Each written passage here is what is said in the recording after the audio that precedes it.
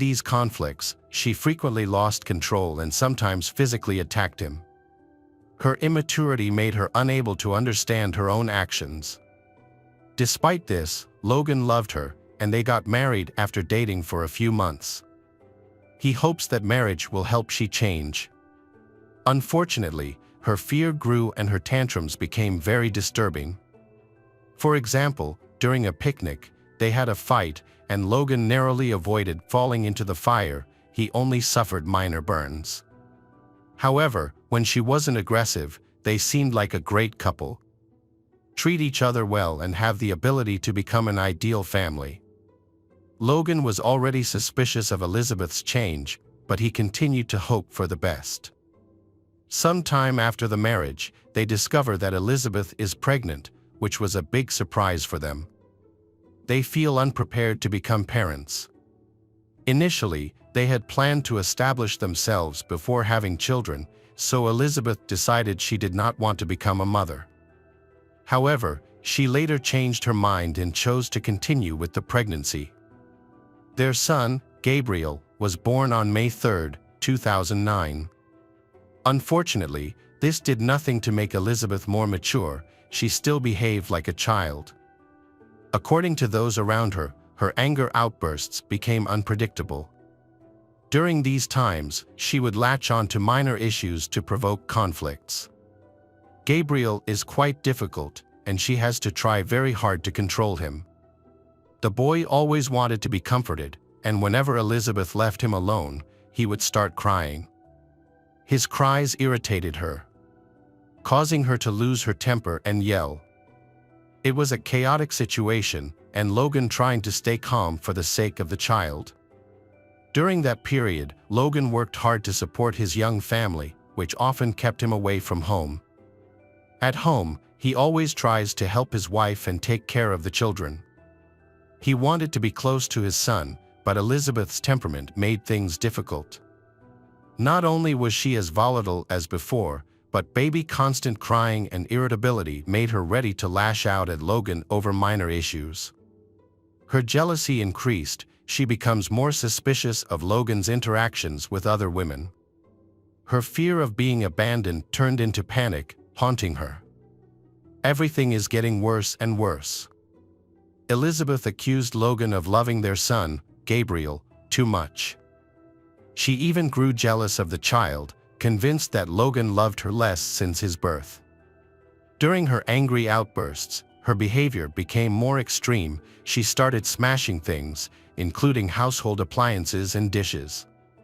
On one occasion, she even took a kitchen knife and cut up the sofa and her son's bed. Logan finds it very difficult living in such an environment. During these episodes, he feared for his life and the safety of the son. He wanted to be close to his child, but he didn't want to continue to endure Elizabeth's anger. Finally, he ran out of patience, especially when Elizabeth didn't change. After a few months of living like this, Logan announced that he wanted a divorce and moved out with his son, Gabriel. Elizabeth's childhood fears and traumas return, but she never takes responsibility for what happened. Instead, she blamed her husband, Logan, calling him narrow-minded. Worst of all, she began to threaten to give Gabriel up for adoption. Logan assured her that he could take care of the baby himself, making such an action unnecessary. Unfortunately, Elizabeth saw this as a new way to manipulate the situation and frequently used this threat against Logan. When Logan consulted a lawyer, he learned that by law, Elizabeth could not arbitrarily let someone else adopt their son, Gabriel. If the child's biological father disagreed, they would need to settle custody arrangements in court. Elizabeth could have given full custody to he, but she didn't want to. She just wanted to control him longer and get revenge. Eventually, they divorced, and they were granted joint custody. However, her erratic behavior made he feel it was unsafe for their son, Gabriel, to stay with her, so he sought full custody. This process took time. Meanwhile, the boy lived with his father, and his mother visited him according to their agreement. Over time, Elizabeth seemed to become less anxious and calmer. What happened at Elizabeth's house when Logan wasn't there was unclear. The situation might have been worsening. As Christmas approached, Logan planned to spend the holiday with his family. He had a grand vacation in mind. They would meet Santa Claus and give Gabriel his first Christmas presents. But this plan was not to be. On December 18, 2009, Logan was supposed to pick up Gabriel from Elizabeth's house around 4 p.m. However, when he arrived, no one opened the door and the car was not in the driveway. This was strange, because they had planned that he would visit and he will take Gabriel away. Then, he continued to knock.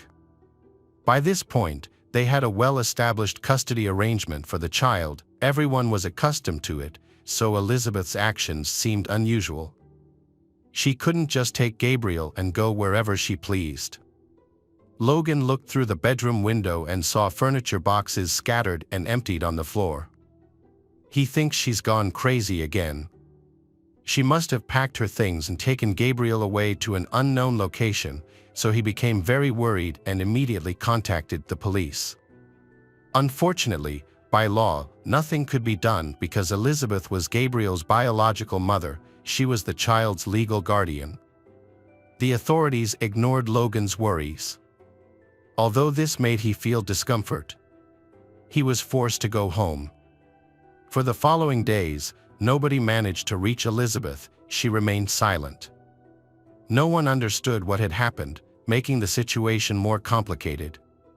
Only Logan and his family were interested in the search. The police ignored his warnings that Elizabeth could be a danger to Gabriel. He had no choice but to do everything to contact she. Unexpectedly, on December 27th, he received a message from an unknown number, but it was clear it was from Elizabeth. She wrote that he would never find his beloved son, Gabriel. She was leaving the country, and when she arrived, she would send him the exact address where he could find Gabriel's body. She also added that, earlier, she had strangled her son, Gabriel. After hearing these words, Logan could barely stand, but he immediately called the unknown number. At first, Elizabeth ignored those calls, but finally answered on the 6th attempt. Logan insisted that she was lying and that Gabriel was fine. However, Elizabeth claimed to have strangled the baby and put it in a trash bag with diapers and then threw it into a dumpster. She said it was revenge for his countless betrayals. After this, Logan contacted the police, but to his surprise, he was again told that they could do nothing. The police did not take what Elizabeth said seriously. The next day, the police got involved because Elizabeth will have to attend the final trial for custody of Gabriel, but she did not appear in court as expected. So they started looking for her. They quickly determined she had gone to San Antonio, Texas. Shortly after moving there, she sought employment and attended a nightclub casting to become a dancer. Other dancers remembered her well and identified her from photographs. She was seen attending the casting alone, without Gabriel. However, after that, she did not appear. From the first time we met, everyone realized that she had a very bad personality. Detectives found that Elizabeth had tried to get jobs at 2 nightclubs at the same time. However, then, her actions became puzzling because she didn't start working at either place. Investigators tried to determine the last time she was with Gabriel before she called Logan to report the murder. From trip records, they learned that on December 27th, she bought a bus ticket traveling between states. Gabriel did not accompany her on this trip from San Antonio to Florida. The investigation brought them to Miami on December 29th, where Elizabeth was arrested at a motel. Investigators questioned her about Gabriel's whereabouts and interrogated her about messages and a call to Logan. She denied the accusations, claiming she only wanted to annoy and get back at he. She mentioned she was heading to San Antonio to meet a couple interested in adoption.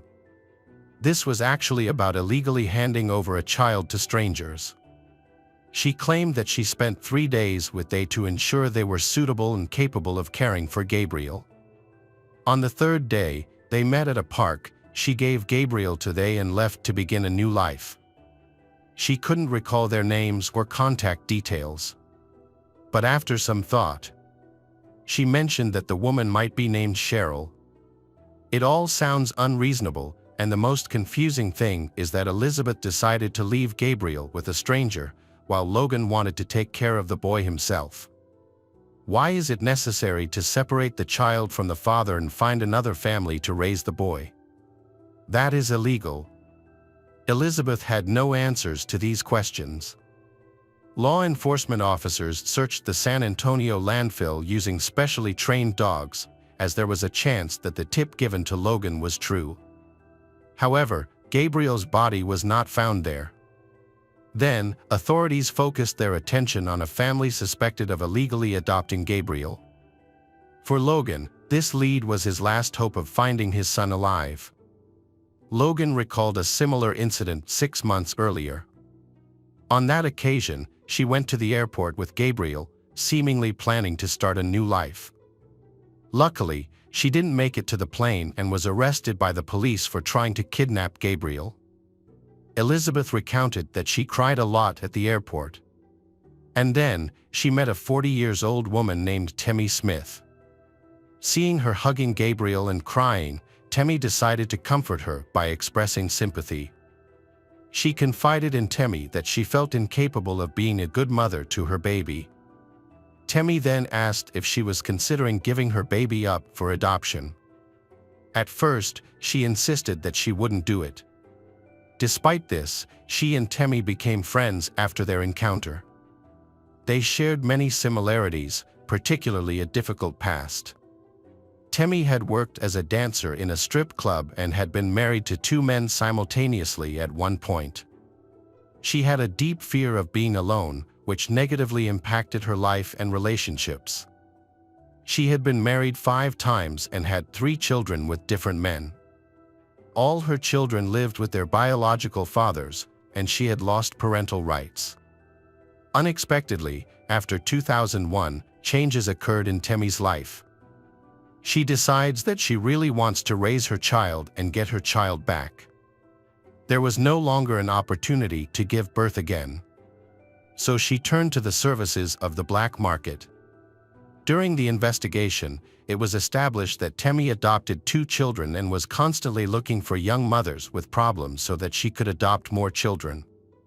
She used social networks to persuade young women to give up their children and even approached pregnant women on the street, asking if they were planning to give up the child. After talking with Tempe, Elizabeth decided to give Gabriel up for adoption. Tempe became Gabriel's mother. When Logan learned of this, he immediately reported it to the police. Gabriel was taken from the Tempe home and returned to live with his father Logan. Tempe claimed that she did not know about the falsification of the adoption documents. Logan attempted to obtain custody to prevent Elizabeth from being able to see Gabriel again. However, the process dragged on for 6 months, which ultimately led to Gabriel's disappearance. After being arrested, Elizabeth launched a public relations campaign to support herself while awaiting trial. She frequently communicated with the media, gave interviews, and blamed Logan for the incident. She argues that if he agrees to let Tempe adopt Gabriel, none of this would have happened.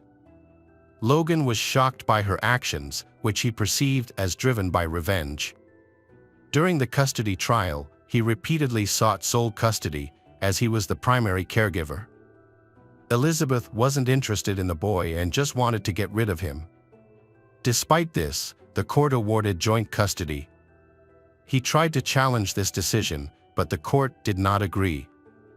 After several months, Elizabeth faced multiple charges, including forging Logan's signature on adoption documents. However, the court considered this a minor crime, so it only imposed a 30-day prison sentence for signature forgery. During this time, the custody trial concluded. He was given full custody of Gabriel, but he still has no idea where the boy is. Investigators found no evidence of a crime, such as blood stains on the car, and did not find Gabriel's body. so they began to suspect that there might be a black market in child trafficking involved. This theory seemed plausible, since San Antonio is statistically a hub for black markets.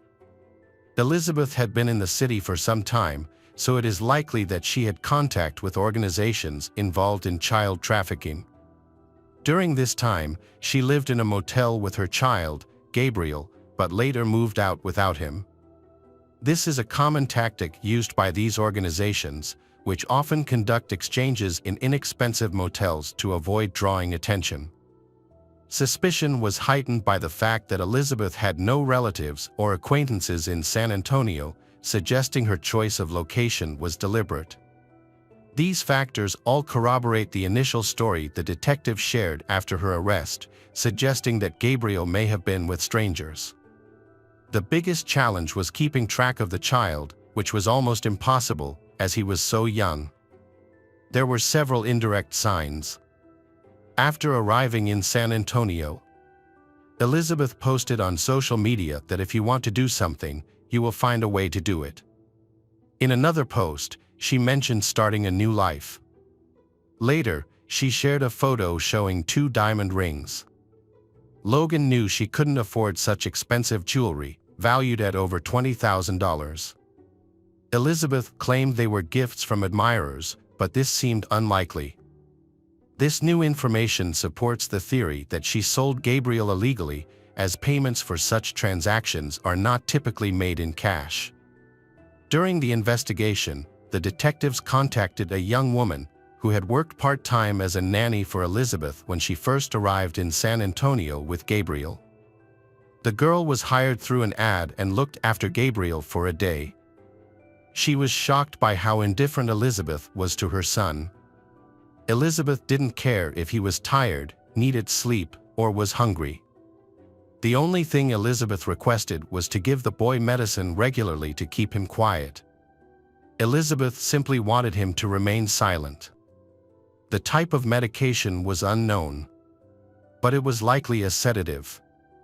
Elizabeth spent 3 years in prison before her trial began. Initially, she was charged with kidnapping, but this charge was dropped. At that time, the law allowed a mother with joint custody to move across the country with her child, so it wasn't illegal. She was later charged with endangering Gabriel's life. The trial lasted 2 days, after which the jury found Elizabeth guilty. She was sentenced to 5 years and 3 months in prison. This decision angered many people. Logan was shocked when his 7-month-old son, Gabriel, goes missing, but Elizabeth is given only a light sentence. The prosecutor's office said they had no evidence to prove Elizabeth harmed or killed Gabriel, so no other charges could be brought against Elizabeth. Elizabeth denied the story she told Logan over the phone after Gabriel's disappearance. She continued to deny murdering her son, claiming instead that she gave the child to a couple. She explained that the message and call were meant to anger Logan. And she lied about the boy's body being in the dump. Detectives repeatedly questioned her in prison, trying to get information about Gabriel. Throughout this time, she never cooperated with the investigation, nor did she share anything with Logan or her lawyer. Elizabeth insisted that she knew nothing about Gabriel's condition. She also has no interest in knowing what happened to her son or where he is now. Logan was convinced that the child had been dead for a long time, believing she had indeed disposed of him at the dump, as she mentioned in the message. A recording of a phone conversation between Elizabeth and her old friend Tempe surfaced. Elizabeth was aware that all prison calls were recorded, so she deliberately lied to distract the detectives. During the call, she praised the detectives for their work but then expressed outrage.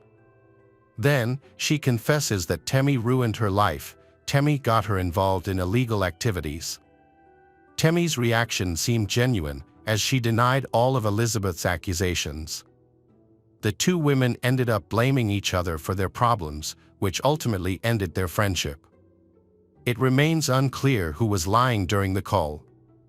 In 2014, Elizabeth was released from prison and placed on probation for 3 years. However, she repeatedly violated the terms. Just a month later, she moved to New Mexico, which was a serious violation since she was required to regularly report to her probation officer.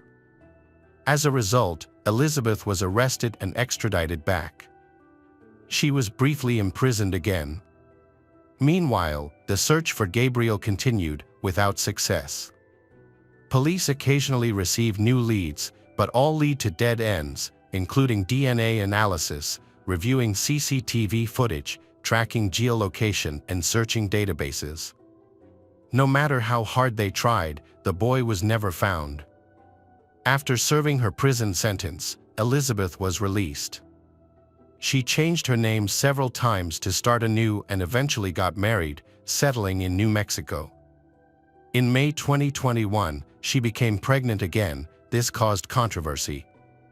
Many criticized Elizabeth, believing she shouldn't become a mother again, fearing she might abandon or harm the child. When speaking to reporters, Elizabeth continued to deny all allegations.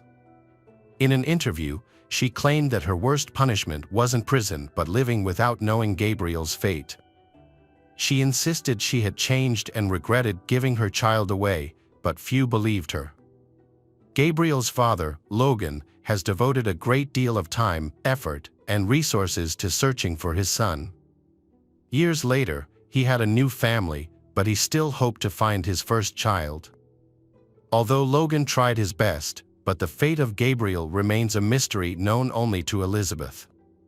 Logan continues to hope that Elizabeth will eventually reveal the truth so he can find his son.